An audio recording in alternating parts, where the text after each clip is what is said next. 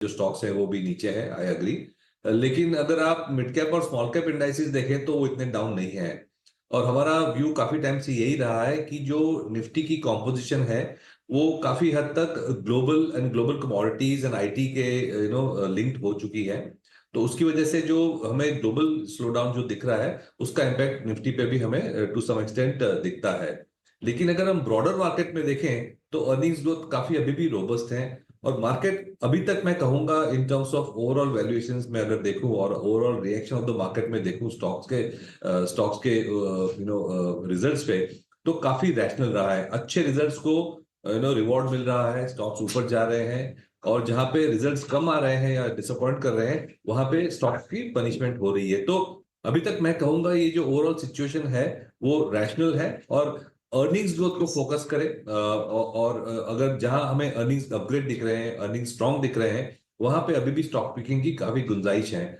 Global backdrop में कहूंगा जिस तरह से डॉलर की स्ट्रेंथ हो रही है उसकी उसकी वो वजह से काफी सारा जो इक्विटी का ग्लोबल पैसा है वो यूएस मार्केट्स की ओर जा रहा है। तो न सिर्फ इंडिया लेकिन बाकी सब मार्केट्स में भी हम देख रहे हैं कि इक्विटी के आउटफ्लोज हैं और बाकी सब करेंसीज में वीकनेस है compare to the US dollar.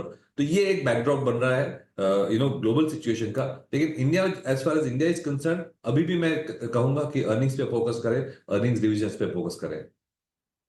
तो आपकी इस समय 2025 के लिए फिर क्या थीम्स मेन रहेंगी? कहां पर आप इस समय ओवरवेट हैं और पोजीशंस ऐड कर रहे हैं इस समय अपने फंड्स में? बिल्कुल। तो एक तो ब्रॉड थीम यही रहा है कि जो डोमेस्टिक इकोनॉमी है अभी भी relative to the other global economies हमारी काफी रोबस्ट है। दूसरा एक मैं देख रहा हूं कि जो फर्स्ट हाफ में गवर्नमेंट स्पेंडिंग खास करके कैपिटल एक्सपेंडिचर में कम हुई थी वो अब जाके पिकअप होने की उम्मीद है और हो भी रही। हम देख रहे हैं ऑर्डरिंग, काफी सारे सेक्टर्स में ऑर्डरिंग बढ़ रही है। तो जो गवर्नमेंट स्पेंडिंग लिंक सेगमेंट्स है जैसे कि कंस्ट्रक्शन, इंफ्रास्ट्रक्चर, उसमें मुझे लग रहा है कि काफी तेजी हो सकती है। और उसमें गवर्नमेंट स्पेंडिंग में फिर हम देखें तो रेलवेज भी आ जाता है, डिफेंस भी आ जाता है, पावर टीएनडी आ जाता है। तो ये जो infra utilities and cap goods link जो सेगमेंट्स हैं उसमें मुझे लगता है सेकंड हाफ से अच्छे रिजल्ट्स आएंगे। दैट मींस कि हम जैसे 2025 को एंटर करेंगे ये सब सेगमेंट्स पे काफी एक्शन की उम्मीद हो सकती है।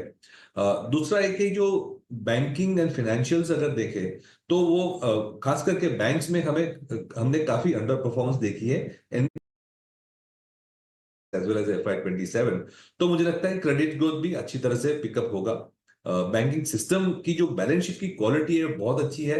अंडर परफॉर्मेंस की वजह से वैल्यूएशन भी काफी अट्रैक्टिव हुए हैं। तो मुझे लगता है कि ये एक जो अंडर परफॉर्मिंग सेगमेंट था 2023 और 24 का, वो मेरे ख्याल से 2025 में पिकअप हो सकता है। एंड देन अदर सेगमेंट जैसे कि फॉर एग्जांपल फार्मास्यूटिकल्स हैं, केमिकल्स हैं, जहां पे हमें एक लंबे समय का ग्रोथ दिखता है for the next 5 years 10 years करके, वहां पे भी हम पॉजिटिव रहेंगे। दूसरा एक हम जो थीम देख रहे हैं, एक जो प्रीमियम कंजम्पशन वाली थीम है वो भी हमें अभी भी पसंद है। And the new age companies जो है, न्यू बिजनेस मॉडल्स हैं जो डिसरप्ट कर रही हैं एग्जिस्टिंग मॉडल्स को, जो नए नए तरीके से